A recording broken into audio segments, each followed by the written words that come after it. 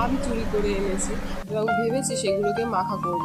তো কিভাবে কি করব সেগুলো আপনারা দেখতে থাকুন। ফার্স্টে আমগুলোকে ছুলে নিয়ে তার ভেতর থেকে আটিগুলোকে বার করে নেওয়া হচ্ছে। দেন সেগুলোকে নিয়ে আমরা এখন মাখা করব। তো আপনারা দেখতে থাকুন কিভাবে কি হয়।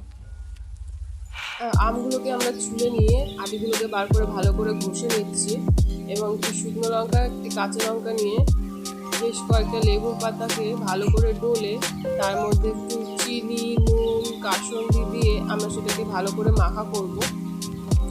যদি আপনাদেরও এরকম আম মাখা খেতে ভালো লাগে আমাদের মতন, তাহলে আপনারাও এরকম মাঝে মধ্যে গরমের দুপুরে এরকম আম মাখা করে খেতে পারেন। আর আমার ভিডিওটা যদি আপনাদের ভালো লেগে থাকে তো লাইক, সাবস্ক্রাইব অ্যান্ড শেয়ার করবেন অ্যান্ড কমেন্ট করবেন। থ্যাংক ইউ আমার ভিডিওটাকে দেখার জন্য।